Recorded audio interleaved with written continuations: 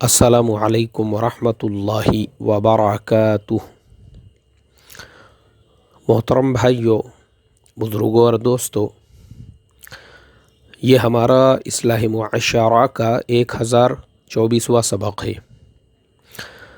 मोहतरम दोस्तों, आखिर बीजेपी गवर्नमेंट ने लोकसभा के अंदर सिटीज़नशिप अमेंडमेंट जो बिल था उसको पास करा लिया और कल जो है वो राज्यसभा के अंदर पेश होगा।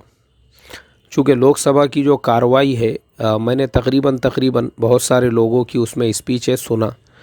अमित शाह की तो मैंने लाइव पूरी स्पीच सुना रात में, और बिल जो है देखता रहा मैं रात में 12 बजे तक जो कार्रवाई उसकी चल रही थी। तो बहुत सारे जो लोग हैं हमारे मुल्क के, जो सेक्युलर जहन रखने वाले, जैसे डीएमके है, कांग्रेस है और बहुत सारी ऐसी पार्टियां हैं, माशाल्लाह उन लोगों ने शिद्दत के साथ में इस बिल की मुखालिफत की। ख़ास तौर पे कांग्रेस के जो लीडर हैं मनीष तिवारी, उन्होंने बहुत ही ज़बरदस्त बात की और उन्होंने ये कहा, देखो बोले ये बिल जो है, बिल तुम सोच नहीं सकते इसके असरात मुल्क के ऊपर। जैसे उन्होंने एक शेर कहा, वो दौर भी देखा है तारीख़ की आँखों ने, लम्हों ने ख़ता की थी सदियों ने सज़ा पाई। तो ये तुम्हारी जो छोटी सी ख़ता है इसके असरात पूरे इतिहास के ऊपर पड़ने वाले हैं, हिंदुस्तान की तारीख़ पर पड़ने वाले हैं, और मुल्क इसकी वजह से कैसे बर्बाद होगा आप लोग सोच भी नहीं सकते। उसके बाद में दयानिधि मारन जो है वो डीएमके के लीडर है। माशाल्लाह उन्होंने अंग्रेज़ी में अपनी स्पीच दी, लेकिन ज़बरदस्त तरीक़े से। सबसे पहले तो उन्होंने इसको रिजेक्ट किया। उन्होंने कहा, देखो आप लोग अगर ये कहते हो कि हम लोग पाकिस्तान, अफ़गानिस्तान और बांग्लादेश की जो माइनॉरिटीज़ है, मतलब वहाँ पे जो रहने वाले हिंदू है, बुद्ध है, सिख है, ईसाई है, जिनके ऊपर जुल्म हो रहा है, तो उन लोगों को इस बिल के अंदर ले रहे हैं ताकि इंडिया में आकर वो आराम से सुकून से ज़िंदगी गुजार सके। उनके ऊपर उस मुल्क के अंदर बहुत ज़्यादा अत्याचार हो रहा है। तो उन्होंने कहा कि तुम पहले तो ये बोल कर फ़िलहाल वो जिन मुल्कों के अंदर है उन मुल्कों के लोगों को उनके ख़िलाफ़ भड़काने का काम कर रहे हो।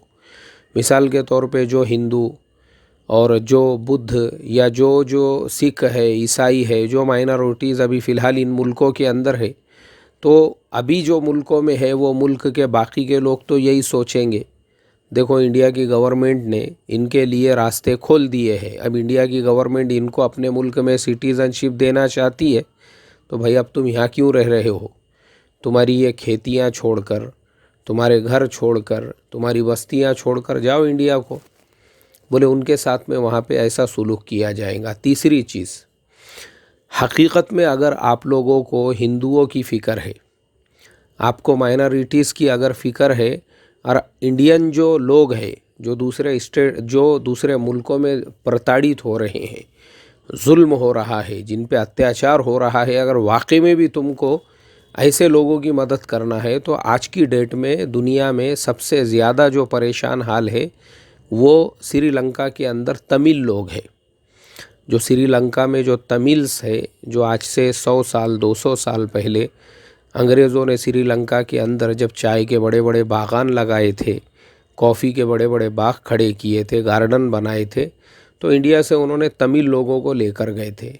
अब क्या हो गया, अंग्रेज़ तो चले गए, लेकिन जो सिन्हाली कौम है श्रीलंका की ओरिजिनल, सिन्हालियों का कहना ये है कि भाई ये जो तमिल्स है ये तो इंडिया के हैं, तो फिर हमारे देश में क्यों है? अब इसके लिए उनमें रोज़ाना लड़ाई झगड़े हो रहे हैं। इसीलिए आप लोगों ने शायद सुना होगा, पिछले दिनों में एक संगठन हुआ करता था, उनको तमिल टाइगर्स कहते थे, और तमिल टाइगर्स का जो संगठन था इतना यानी ताकतवर हो चुका था कि उन्होंने खुद अपना एक मुल्क बना दिए थे श्रीलंका में ही। तो कैसा है, उन्होंने कहा, दयानिधि मारन ने उन्होंने कहा कि देखो अगर तुम वाकई में भी मज़लूमों की मदद करना चाहते हैं, तो श्रीलंका के अंदर जो तमिल्स फंसे हुए हैं उसमें हिंदू भी है, मुसलमान तमिल्स भी है।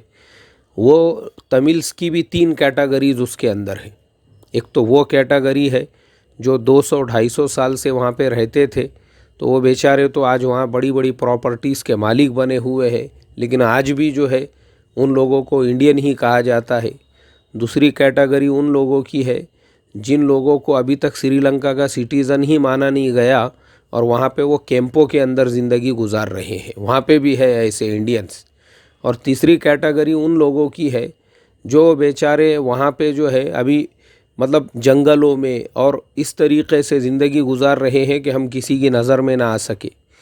तो बोले इस टाइप से जो तमिल्स वहाँ पे ज़िंदगी गुजार रहे हैं, तो रियल में तो वो इस बात के हक़दार है। तुम अगर मज़लूमों का ही साथ देना चाहते हो तो उन लोगों को तुमने सिटीज़नशिप देनी चाहिए। उसके बाद में रात में तकरीबन 11:30 बजे के वक्त में अमित शाह जो हमारे देश के होम मिनिस्टर है उनकी स्पीच शुरू हुई, उनका भाषण शुरू हुआ और उन्होंने जो है सारे लोगों के सवालात के जवाबात दिए। अब उन्होंने उसके अंदर जो जो बातें कही है उसके मैं आपको कुछ पॉइंट्स बताता हूँ। उन्होंने कहा है कि बोले देखो, पाकिस्तान के अंदर जब आज़ादी हुई थी इंडिया पाकिस्तान की, उस वक्त में तकरीबन 23% हिंदू यानी माइनॉरिटीज़ वहाँ पर थी। आज अगर आप देखेंगे तो उसमें से 4-5% ही लोग बाकी रहे, बाकी क्या कहाँ गए। ऐसे ही बोले बांग्लादेश के अंदर भी, ऐसे ही अफ़गानिस्तान के अंदर भी उन्होंने इन तीनों मुल्कों का एग्ज़ाम्पल दिया। तो उन्होंने कहा कि हम ये चाहते हैं कि उन मुल्कों में उन पर जो अत्याचार, जो जुल्म हो रहा है और जो वहाँ पे परेशान हाल है, इसलिए हम उनको अपने मुल्क में सिटीज़नशिप देना चाहते हैं ताकि वो इंडिया के अंदर रह के आराम से ज़िंदगी गुजार सके। अब मेरे मोहतरम दोस्तों, जो हिंदू ऑलरेडी इंडिया में है, जो ऑलरेडी इंडिया के अंदर रहने वाले हैं, वो कितनी सुकून से ज़िंदगी गुजार रहे हैं, ये मेरा आप तमाम लोगों से सवाल है। इसलिए कि मैं आपको आज का ही मेरा अपना एक न्यूज़ मैंने देखा हूँ, आप लोगों ने शायद सुने होंगे, दी लल्लन टॉप बोलकर यूट्यूब के ऊपर एक चैनल है न्यूज़ का, उसके ऊपर वो लोग ख़बरें बताते हैं। उन लोगों का एक नुमाइंदा, एक नामा निगार है जो फ़िलहाल झारखंड के अंदर है, उसका नाम डेविड है और वो झारखंड में ही मुकाम से है अभी फ़िलहाल। जब तक के वहाँ के इलेक्शन नहीं होते तो वो सब लोगों के इंटरव्यू लेकर बेचारा, कभी वो गौरव वल्लभ जो है कांग्रेस के उम्मीदवार, कभी वहाँ के जो मुख्यमंत्री है उनका, कभी किसी और का, ऐसे लोगों के इंटरव्यू लेकर और आम पब्लिक के भी जो है इंटरव्यूज़ लेकर वो लोग उनके चैनल पे डालते रहते हैं। आज मैंने एक इंटरव्यू जो देखा और जो सुना हूँ उसको मैंने अपने फेसबुक की वॉल पे भी शेयर किया हूँ। अगर आपको देखना है आप देख सकते हैं। उसकी हेडिंग ही ऐसी है कि ये औरत पीएम मोदी से इतनी ज़्यादा नाराज़ क्यों है और उनका नाम सुनते ही इतना क्यों भड़क गई। अब जब आप उस वीडियो को देखेंगे उसके बाद में उस औरत का दर्द आपको नज़र आएगा। एक औरत जो बेचारी खाने के लिए परेशान है, खाने के लिए उसकी मांग जो है ना वो ये नहीं है कि मुझे रोज़ाना का 2 GB डेटा चाहिए और मुझे जो है ये फैसिलिटीज़ चाहिए और मुझे जो है रहने के लिए वो फैसिलिटीज़ चाहिए, कुछ भी नहीं है। उसकी सबसे बड़ी मांग ये है कि गवर्नमेंट का राशन हम लोगों को नहीं मिलता है। नामा निगार ने उससे पूछा, बोले भाई गवर्नमेंट तो इस बात की गारंटी लेती है कि ये आवास योजना है, वो आयुष्मान योजना है और वो फुलानी योजना है। बोले कहाँ है ये सारी योजनाएं? कोई योजना नहीं है, ना हमारे पास में मनरेगा है, ना हमारे पास में रोज़गार, कुछ भी नहीं है। मोहतरम दोस्तों, आप उस औरत के दर्द को अगर सुनोगे तब आप कहोगे कि इस मुल्क में रहने वाला हिंदू वो कितना खुशहाल है। खाने को नहीं है, खाने को अनाज नहीं है, गवर्नमेंट की कोई स्कीम आज तक उनके पास में नहीं पहुंची हुई है। चिल्ला चिल्ला कर वो औरत ये कहती है, ना हमारे पास में पीने के लिए पानी है, पानी के लिए हम लोगों को कुएं पर जाना पड़ता है, लाइन लगानी पड़ती है। अनाज हम लोगों को मालूम नहीं है, राशन की दुकान पर जाते हैं तो वहाँ पे हमको अनाज नहीं मिलता है। गवर्नमेंट की जो स्कीमें चल रही है, आवास योजना, कहाँ है वो, किधर है? हमारे पास तो कोई आवास नहीं है। गवर्नमेंट की स्कीम है आयुष्मान योजना, कहाँ है वो, किधर है? पेपर में है। मेरे मोहतरम बुजुर्गों दोस्तों, कपड़ा नहीं है उन लोगों के पास में, रोज़गार नहीं है। चिल्ला चिल्ला कर वो ये कहती है कि जिस दिन रोज़गार नहीं उस दिन हमारे घर पे फाका है, हमारे बच्चे भूख से बिलबिला रहे हैं। क्यों? इसलिए कि कमाना है तो खाना है, कमाएंगे नहीं तो खाएंगे कहाँ से। ये मैं आपको इंडिया की तस्वीर बता रहा हूँ मेरे मोहतरम दोस्तों। जो हमारे माननीय होम मिनिस्टर अमित शाह जी ने ये कहा कि दूसरे मुल्कों में जो परेशान हिंदू है वो यहाँ सुकून की ज़िंदगी गुजार सके। तो मेरा सवाल यही है कि इस देश में जो रहने वाले हिंदू है उनके पास कितना सुकून है, उनके पास कितना चैन है, उनके पास कितना इत्मीनान है। उनके पास खुद रहने के लिए घर नहीं है, उनके पास में खाने को अनाज नहीं है, उनके बच्चों के पास में रोज़गार नहीं है, रो रहे हैं रो। आप देखो ना वो इंटरव्यू, जो डेविड की सारी रिपोर्ट्स देखो आप, दी लल्लन टॉप के ऊपर आपको मिलेंगी। नौजवानों से जाकर वो पूछता है तो वो लोग कहते हैं कि सैकड़ों स्कूल वो बंद हो चुके हैं, बंद हो गए, और उसकी जगह पे शराब की जो भट्टियां हैं, शराब के अड्डे चालू हो चुके हैं। मेरे मोहतरम बुजुर्गों दोस्तों, मुल्क का हाल ये है, देहातों के अंदर रोड नहीं है, बच्चों को पढ़ने के लिए ढंग के स्कूल नहीं है। बिहार में बच्चों के अंदर एक बीमारी फैल जाती है तो 1500 बच्चे तो देखते देखते मर जाते हैं। यह हादसा अगर इंडिया के अलावा किसी दूसरे मुल्क के अंदर पेश आ जाता, आप सोच भी नहीं सकते थे वो उस मुल्क में क्या हो जाता था। लेकिन चूँकि इंडिया में सब चलता है यहाँ पे, तो इतने बच्चों की जानें चली गई। क्यों? क्योंकि बेसिक जो इंतज़ाम होना चाहिए हॉस्पिटल्स का, ये फंडामेंटल राइट्स है मुल्क के हर सिटीज़न का, उसको वही नहीं मिल रहा है।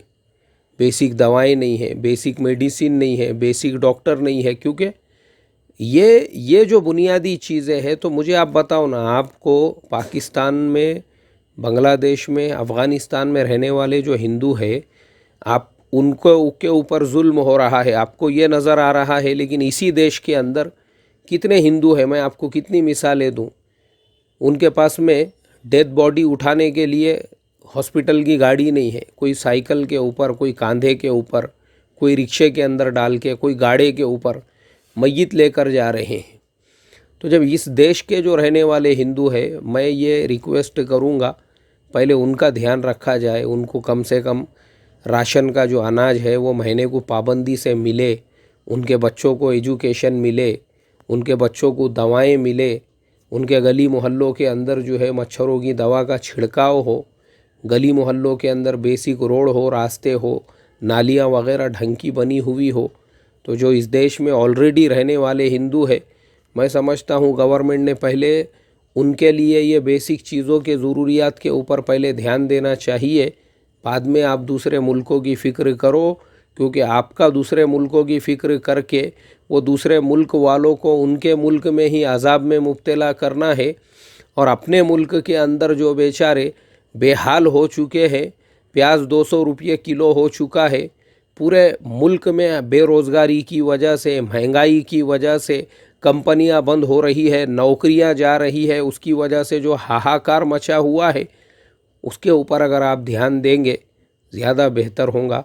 ये टॉपिक ऐसा है मेरे मोहतरम दोस्तों, CAB, NRC वगैरह, इस पर कंटिन्यू अगर मैं 10 सबक भी दूं तो मेरे पास में इतना मटेरियल है देने के लिए। लेकिन इंशाल्लाह मैं इस टॉपिक को कंटिन्यू करूंगा, क्योंकि कुछ चीज़ें और मुझे आपको बताना है। तो कल परसों इंशाल्लाह अगर बशाशत रही तो कल के सबक में मैं बताऊँगा। अस्सलामु अलैकुम वरहमतुल्लाहि वबरकातुहू।